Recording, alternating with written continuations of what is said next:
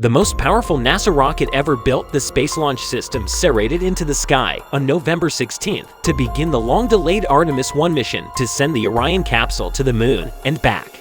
Approximately 2 minutes and 12 seconds after taking off, the rocket reached the period of maximum aerodynamic pressure powered by 2 solid rocket boosters and 425 rupees engines. It took 8 minutes and 16 seconds for the interim cryogenic propulsion stage to separate from the core stage after liftoff at 48 kilometers altitude. The solid rocket boosters separated from the core stage. After the deployment of Orion's 4 solar arrays, the stack entered a coast phase. About 1 hour and 40 minutes after liftoff, the upper stage ignited. The arrays were deployed in about 12 minutes after liftoff. On November 21st, Orion will enter a translunar orbit in which it will intercept the Moon after an 18-minute translunar injection burn. After liftoff, the upper stage separated from the spacecraft 2 hours later and deployed 10 CubeSats designed to reach moons, asteroids, and interplanetary space. Orion sent a selfie after the upper stage burned one final time to safely dispose of itself into heliocentric orbit. More than 9 hours into the Artemis 1 mission, a video of Earth's half-lit disk was broadcast to Earth at a distance of over 920 kilometers, about 1/4 of the distance to the Moon. NASA also shared a shot from inside the capsule, showing Commander Munichen Campos with a suit mannequin who is testing the orange suit astronauts will wear aboard the vehicle on its next. On November 16th, around 3 p.m. UTC, Orion performed a 30-second outbound trajectory correction maneuver by firing the back engines of its European service module. After 6 days of cruising toward the Moon, the capsule will enter a distant retrograde lunar orbit on November 25th. The probe will remain in the orbit for about 10 days while mission controllers assess its performance. Orion will leave lunar orbit after that period. It is planned to launch on December 1st and re-enter Earth's atmosphere on December 11th before splashing down in the Pacific Ocean near a recovery ship on December 12th. At Kennedy Space Center, Orion's first launch with astronauts will take place in 2024. On November 14th, the 25-kilogram CAPSTONE probe made its way into orbit around the Moon, becoming Earth's closest neighbor. CAPSTONE, short for CIS Lunar Autonomous Positioning System Technology Operations and Navigation Experiment, was launched on June 28 on a Rocket Lab Electron rocket and deployed onto a low energy. After taking the spacecraft far beyond the Moon on July 4th, the trajectory swing back to allow it to enter lunar orbit with a small trajectory correction maneuver. CAPSTONE's journey to the Moon was not an easy one. A valve problem sent the CubeSat spinning out of control in September, and the spacecraft briefly lost contact with Earth in July. The CAPSTONE team managed to resolve the issues in time and was finally able to. Now that CAPSTONE has oriented itself and put itself on the right path, it is orbiting in a near rectilinear halo, the same orbit that Gateway, the moon-orbiting space station that will support NASA's Artemis missions, will use. Due to the balancing gravity pulls of the Moon and the Earth, mission engineers expect the near rectilinear halo orbit to be highly stable, so spacecraft should not require much fuel to stay there.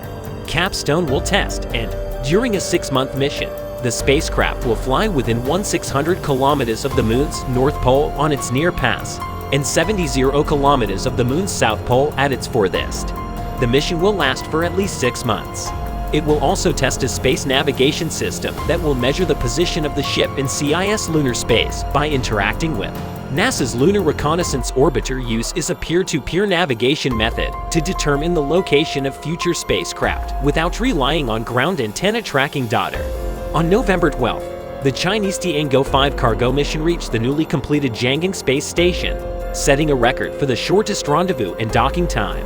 On November 12th, the Tiangong 5 was launched into orbit from the Wenchang Satellite Launch Center atop a 3-stage rocket 53 meters tall. The Long March 7 rocket uses RP-1 fuel and liquid oxygen as an oxidizer. With its central core and 4 side boosters, the rocket's first stage produces a thrust of 7,200 kilograms at liftoff, very close to the thrust of SpaceX Falcon 9. The 13,500 kilogram Tiangong cargo spacecraft carried roughly 6,900 kilograms of food and supplies for astronauts. The 10.6 meters freighter automatically docked with the Jiangling Space Station just over 2 hours after liftoff, carrying propellant for the space station, 5 CubeSats, and 5 other experiments as part of its mission. As a result of its fast rendezvous and docking between a spacecraft and a space station, it broke the previous record of 3 hours and 3 minutes set by the Russian Soyuz M-17 in 2016. It will remain attached to the space station until May 2023, loaded with trash and unnecessary equipment before it is sent back to Earth to be destroyed when it re-enters the atmosphere. On Thursday, November 17, China's Shenzhou 14 completed their third round of extravehicular activities aboard the Tianzhong space station. In the 6-hour extravehicular activity, Shendong and caches were taken. The connection bridge was built between the 3 space station modules so that future spacewalks could be easier, and the station's T-shaped structure could be stabilized better. As part of the spacewalk, the Dekenets also used a combination of large and small robotic arms to support activities outside the station for the first time. Let's take a look at some of the major Starship updates from the past week. SpaceX has resumed its Super Heavy Booster 7 mission. Prior to the long-awaited static fire test of 33 engines, SpaceX conducted its most ambitious and powerful static fire test to date on November 14. The booster's propellant tanks were filled with subcooled liquid methane and liquid oxygen as part of the test. While there was visible frost outside the oxygen tank section, there was no sign of frost outside the methane tank section, suggesting that there was only.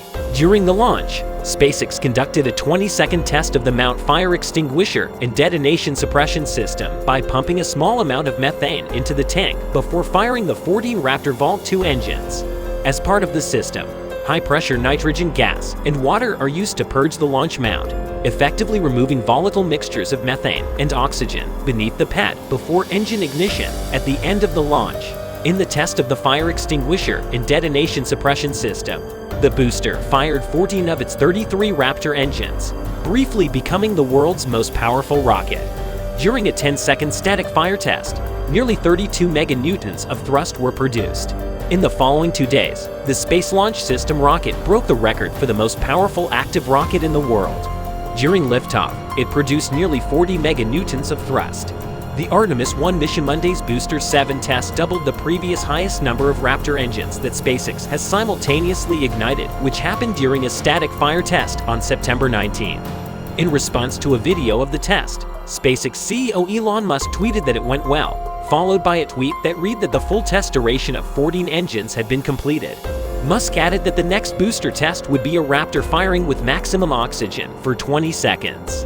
Tested for autogenous pressurization system.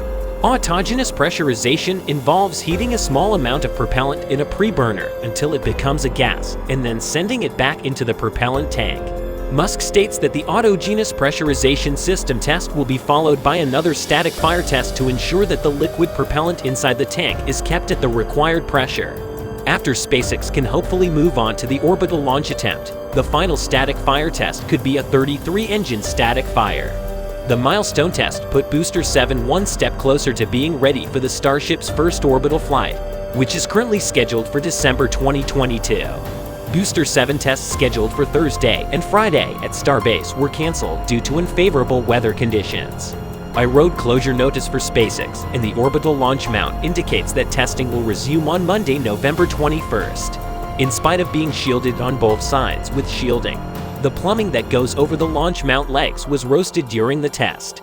The plumbing's condition can be seen in these photos taken by the Starship Gazer. SpaceX is currently in the process of fixing the launch mount and installing a shield that will fully cover the plumbing to protect it during future tests. The 14-engine test also witnessed a concrete beneath the orbital launch mount exploding and raining down because of the intense heat and pressure from the engine exhaust. To ensure the concrete will not be damaged during future launches and tests, Starship 24, which was stacked, needs more reinforcement.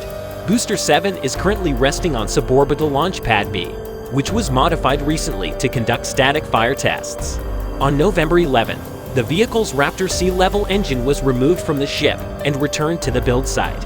As a result of the vehicle's previous static fire test, the engine sustained damage, resulting in a dent in the engine bell. The dent was hidden from the public until RGV aerial photography shared this image captured during the recent. This dent may have been caused by debris ejected under the pad during a 6-engine static fire test conducted on September 8 that caused a full stack event. In order to perform a full stack wet dress rehearsal, a new engine must be installed before stacking Ship 24 on Booster 7.